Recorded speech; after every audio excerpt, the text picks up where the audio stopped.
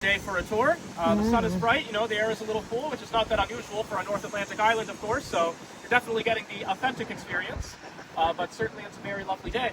And yes, you know, my hometown is visited by people from all over the world every single year, and I'm always amazed at how far people have traveled to arrive at my island home. So I would love to learn all of your names and where all of you folks are from. How about we start over here and we'll just make our way around. Horace from Tulsa, Oklahoma.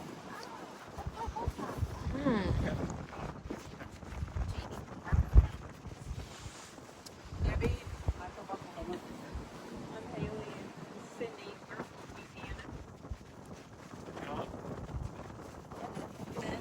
City? Michigan. Cat, Michigan. Anita and Ador from British Columbia. It's going being British Columbia. Right on. Excellent. All right. So we're really from all different parts of the world. It's very exciting. Cape Breton Island has many surprising connections with many parts of the world that you guys are from, and we'll be happy to share that over the course of our tour. All right, guys, so we'll start with the history of the town. So Sydney was founded in the year 1785 by Lieutenant Colonel Joseph DeBar. He was given the governorship of the new British colony of Cape Breton Island as a reward for his work as a cartographer for the British Empire. His maps of the eastern seaboard of North America were in use by the British Navy all the way up until the 1950s. So they must have been some pretty good maps, you know. Joseph DeBar lived a very fascinating life. He was originally from France. He was what was called a Huguenot, or a Huguenot, depending on which region of France you're from. Yeah. The Huguenot people were the French Protestants. And at this time in the British Empire, they had a policy of welcoming in Protestant minorities from majority Roman Catholic countries like France and making of them British citizens. That was the case with Joseph DeBar. Shortly after graduating from university, he moved to Britain, and then he became a British citizen. Then he joined, of all things, the British Navy. And I'm sure you can imagine how his fellow Frenchmen from back home felt about that decision of his. After all, during these days, the British and the French are essentially fighting each other really for world domination, if you think about it. And many of those epic conflicts that were played out between the British and the French were played out right here on Cape Breton Island. Yes, the fact that Joseph DeBar was born and raised in France was highly relevant to the decision to appoint him as the governor here, because the British were not the first colonial power to control this land. That distinction does go to the French.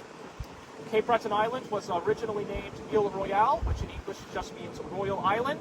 It was a critical part of the French Empire. It was a part of the French Empire in North America, and it was actually critical to the New France territories spread out all across North America, because the French had constructed a military fortress here called the Fortress of Louisbourg, which not only defended the French Atlantic territories, but it also defended the entryway into the St. Lawrence River Valley, which was the most highly populated part of New France. It's still the most highly populated part of New France. Today we would call that Quebec. So the French fortress would withstand multiple British invasion attempts, but the British got it on the third try. Oh. And then after they broke the fortress walls, they laid siege to the island, and then they gave the French settlers here a choice. They could either swear an oath of loyalty to the British king, or they could go into exile. Very stark choice, but that's the way things were back then. So the vast majority of the French settlers here voluntarily chose to go into exile rather than become British citizens. They made their way down the Mississippi River, at that time still controlled by the French, and they settled in a place called Louisiana, where they became known as Cajuns. Yes, so the name Cajun comes from the name Acadian, and Acadian is what the French settlers of Atlantic Canada were known as. There was a small group of Acadians who actually did decide to become British citizens, and they became the foundation of Nova Scotia's current French-speaking population. Oh, All right, guys, we're okay. going to go more into the history of the town, but first we are just going to walk up this hill. I do promise you this is by far the biggest hill on our tour, so we're just going to get it out of the way now, okay? We're just going to take a leisurely stroll through this for Canadian, like me, but for those of you who maybe don't already know, and I think probably actually we all do, but it's good to go over it anyway just because it's confusing. Canada is officially a bilingual country. If your first language is English, like it is for me, that makes you Anglophone. If your first language is French, that makes you francophone. Quebec is the only francophone majority province, but there are actually many other francophone communities spread out across the nation of Canada. Here in the province of Nova Scotia, we are around 8% francophone. The vast majority of the francophone population here in the province of Nova Scotia are descendants of those Acadians who decided to become British citizens, and they still live mostly here on Cape Breton Island. So, so I talked about the Acadians. Okay. So the next major event that would impact the history of this island after its conquest by the British is something I know that we've all heard of before. It's called the American War for Independence.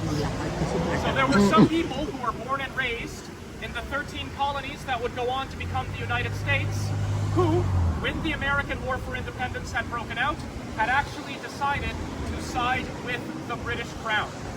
They didn't want to create a new American country. They wanted to remain a part of Britain, even though they were born and raised in the 13 colonies that would go on to become the United States. These people, after their side lost the American War for Independence, they were given land in the parts of British North America that remained under British control after the American Revolutionary War. Today we would call those parts of North America Canada. So one of the ways we can think about the differences between Canada and the US is that Canada is the part of British North America that remained faithful to the British Crown, and the United States is the part that got away. So the British, of course, during these days are running a global empire, and they have to create incentives for loyalty. You know, the British Crown has to let people know that if there's a big rebellion in your colony, and you have to decide with the British Crown, that the British Crown is going to reward you. They have to create incentives for loyalty. So what they did is that they gave those loyalists who had fought for the British side, they gave them land in the parts of North America that would go on to become Canada. Many Canadians are descendants of loyalists. They had a huge impact on what would become Canada. They shaped cultural attitudes. They founded many important institutions.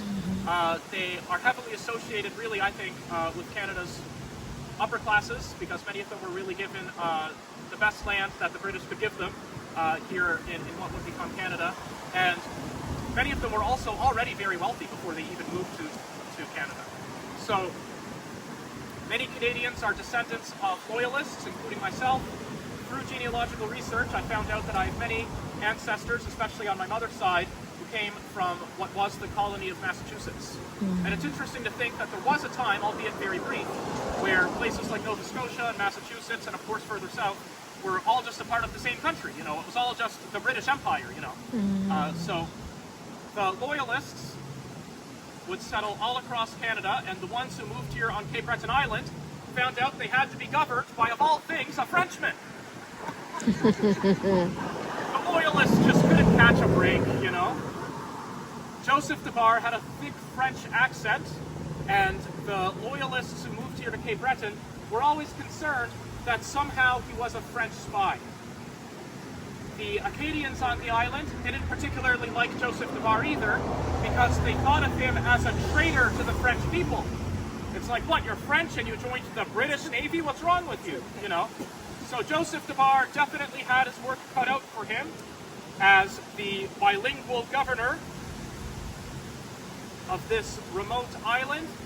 He definitely had his work cut out for him, but that didn't stop him from living to the ripe old age of 102.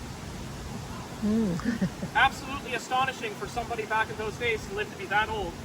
And I often think too, you know, Joseph de Bar spent a big chunk of his life on a big wooden boat going up and down the coast of the Americas to make all those maps for the British. So he must have been a very healthy guy indeed. There's a legendary story, a legendary anecdote about Joseph de Bar, that on his 100th birthday he's at a pub and he's celebrating the fact that he's outlived all of his enemies, and I think probably also all of his friends too, right? And so the story goes that in the midst of his drunken revelries, he gets up onto a table and he starts vigorously dancing. And as he's dancing, he slips right off the table and critically injures himself, but he would die of that injury 2 years later. So that's Joseph de Bar, you know. He lived hard, he worked hard, and he partied hard! Joseph de Bar, true Canadian, we love him. Yeah.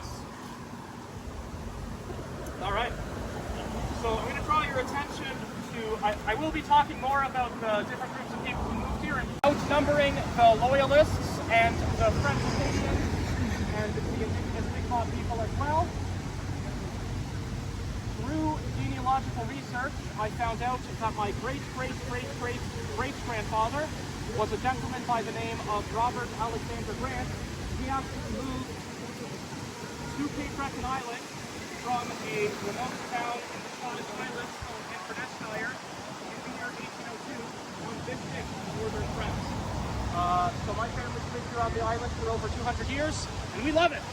Live here for another 200 years. Military facility in all of Canada. It used to be both an infantry base and a naval base, but now it is only an infantry base. All over Atlantic Canada, you're gonna find old military bases. Very common here on the east coast of Canada to find old military bases. Most of them are no longer in use. Most of them have been turned into museums. Hopefully they've been turned into museums and they aren't just dilapidated buildings, you know.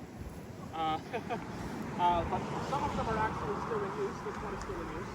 And the reason why military bases are so common in Atlantic Canada is because after the British had lost all of those territories to the Americans during the American War for Independence, the British elites are concerned that the Americans are going to try and take the rest of their territory in British North America. And in particular, the British elites were concerned that the Atlantic provinces of Canada were particularly vulnerable to invasion because they were underpopulated and underdeveloped compared to the more core regions of Canada like Quebec and Ontario. So the British had built military bases all over key strategic locations here in Atlantic Canada, and that had the effect of stimulating the economy of these regions as well. For a number of decades, this would have been the biggest employer here on the island. So being a colonial soldier back in those days was a really busy job. In any underpopulated colony, the soldiers would have been expected to double up as a police force to enforce those high standards for British law and order that the British are so notorious for, you know. And they also would have been expected to be firefighters, and they also would have been expected to directly contribute towards any major infrastructure projects with their own labor. So that's all on top of doing all those military drills all the time to potentially fend off an American by the name of John Sparrow. And he built this home for himself and his family, but he only lived here for 2 years before deciding, you know what, maybe the United States government is not so bad after all. And he moved back to South Carolina. I wonder if the weather had something to do with it, I don't know. So, yeah, The so oldest house in the in family Canada. after the Sparrows moved out, Yes. the family that would own this home. Oh, there. Yeah. There's still the basement. Sorry, there's still people in the basement. What I'm trying to say. Okay. Yeah. Yeah. The that we're doing was. Yeah, no, I understand. Hold on. Okay.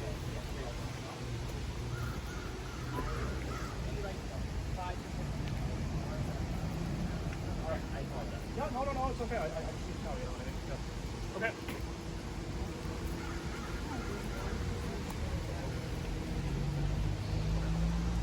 Seriously, you can sit on the, you can sit You on the adore- stump. There you go. Yes, thank you. There you go. Look at that. See? Look at all the Another seat plates. over there. How we all doing? We're good. We're all good? Okay. The house was built in 1786. 17. But it wasn't meant to be a house per se, it was meant to be a shop. So it was the first shop in the colony. The colony had been declared by King George III. After the revolution was over, the British loyalists were coming north. He declared this as an English settlement. We had taken it from the French in 1758, thanks to the shop owners in Boston and Philadelphia who were fed up with the French pirates stealing their goods off their ships. So what they did was they raised a militia. They paid for the militia, they got them guns because the British didn't have any extra guns, of course, because that's not what they did, except for the army at the time. And therefore the militia came north, beat the French at Louisbourg, and then because it wasn't the first time they had to come up and deal with the French, they blew up the fort. And then took all the beautiful gold stone that the fortress was built with and took it back to Boston, Louisbourg Square, in reparation for having to spend the money to pay people to come up and fight their skirmish for them. And out of that skirmish came the Second Amendment, according to historians. That's when they decided the British aren't that good, aren't that great at protecting us, we need to protect ourselves, and they're not that strong as a contingent. So that led to some people having seditious thoughts, which turned out to be quite successful, actually. So here we were. This store was built by Sam Sparrow, Jack's older and more responsible brother from South Carolina. He came up here with a load of goods for the store and ended up getting stuck here all winter because the harbor froze over on him. So he and his entire crew had to spend the winter in this house. When the ice broke in the spring, he was gone and we haven't seen him since. He had flooring laid at the time to keep his sailors out of the mud, because it would have been just a mud floor and all the water there. So he was a very considerate person. My job was to keep the fires burning. I was responsible for feeding people all day, keeping the kettle hot, keeping the stew or whatever was in that pot, beans, porridge, barley, and that's what people had to eat. I took the logs, I put them in there when the fire got quite hot, and then I closed the oven door and started making bread. And I made bread all day to sell in the shop upstairs because there was no other way for them to make proper bread. When I thought it was ready, in went the feather. When I pulled it out, if it was slightly singed on top, that was $3.75.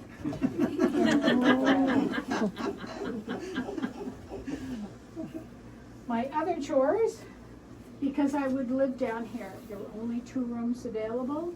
That was this room and the bedroom you're going up to next.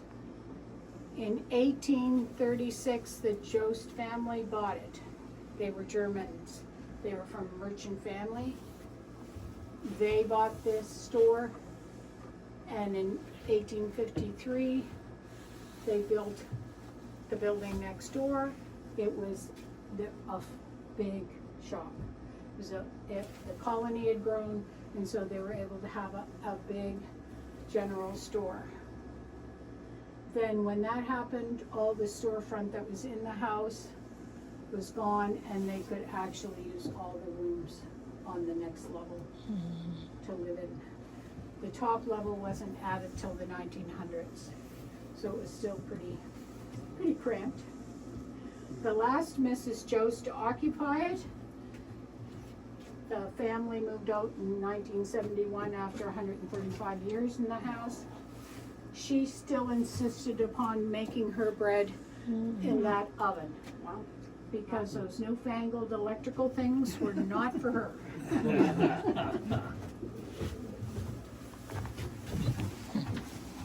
1856. Mom and Dad slept in the bed. Typically, children would be on the floor on straw mattresses. Each night, Mom and Dad were responsible for tying the ropes on the bed tight to ensure that they don't fall through, because it is a rope bed. And each day, the family would take their mattresses outside and beat it to make sure there weren't any bugs in the mattress. Hence the children's rhyme, good night, sleep tight, don't let the bed bugs bite. Now, the Jost family was fortunate enough to have their own outhouse on the property, which was very rare. People typically shared the outhouses. They had their own private outhouse, but they still utilized the chamber pot during the evenings and colder months, just because there wasn't any electricity. They didn't want to venture out in the cold or the dark. Now, the family didn't use curtains. This was done on purpose to allow the natural light to flow through, as well as help heat the home on warmer days, so they didn't have to have the wood stove fire going all the time. On the instances, or for the instances where they wanted to have the sun blocked out, they would just close off the canopy. It was typically when somebody in the family was sick. Like I mentioned before, mom and dad would have been in the bed, but if any of the children were sick, they would get the bed. Let's see. The floor. The floor definitely looks a little different than what you're used to. When the home was built originally, we didn't have carpenters in the area. So they brought in shipbuilders and they built the floor like a ship deck. So these are large hemlock boards with rope in the middle. The rope was used as insulation, and additionally it helped prevent the boards from buckling when our ground freezes and thaws out in the spring. Now if you'd like to follow me, we can go into the merchant store. Just over here. Merchant store.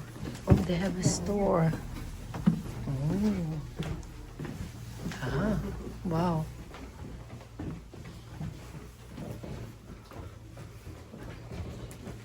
Wow, interesting. This is really nice.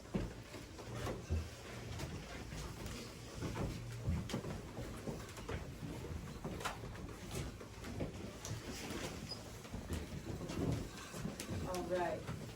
This was the original merchant store. It did run past this wall into the front foyer, and the ceilings were exposed. They would hang industrial goods from the ceiling, such as ropes, fishing supplies, furniture, linens, fabric, but they also sold dry pantry goods on shelving and in barrels, and they would offer fresh produce. It was typically fish and seasonal vegetables. The original structure of the home was 1.5 stories. This was the original roof structure. Upstairs did not exist until 1920. And you may have noticed there's a hole in the ceiling. This was the entrance to the loft. When the home was 1.5 stories, a drop-down ladder would come down, and they would use the roof space for storage purposes, similar to an attic. By 1856, the store moved out of the home into a building next door. It's now a residence, and they slowly renovated this space to become a dining room. It took about 65, 70 years to get to this point.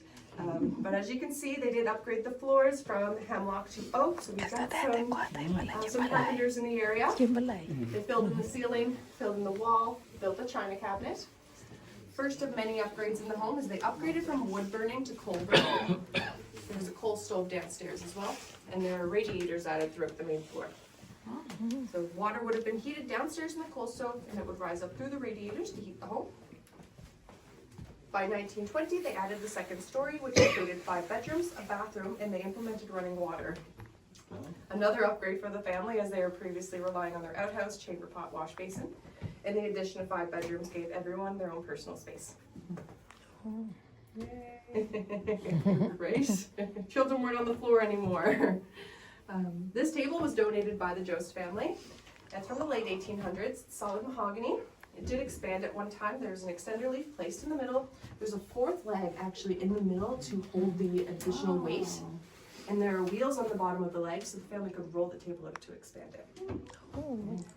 Everything in the china cabinet was donated by the Jost family as well. Mostly china, but there's also a dictionary from 1895. Wow. Other than that, the room's decorated in Atlantic Canadian birds. You may see some that you do recognize. Our more common birds are the more hardier birds for our climate. So we have chickadee, blue jay, robin. They don't really go anywhere for migration. Seagulls, pigeons, crows, ravens.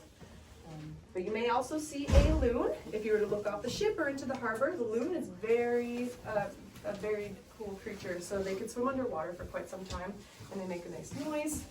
They're not this big, however. They're probably about the size of a duck. Yes, so do feel free to explore the rooms up at the upper floor there. Oh, nice. Oh, nice up here.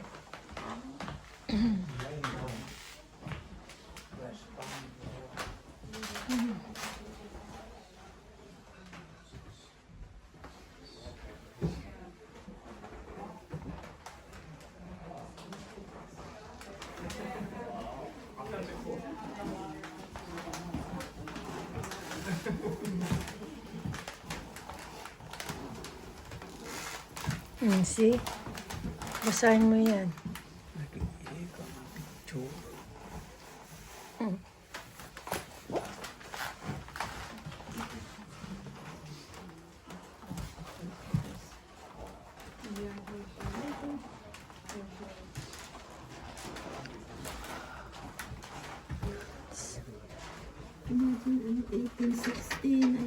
Yes. Mm-hmm.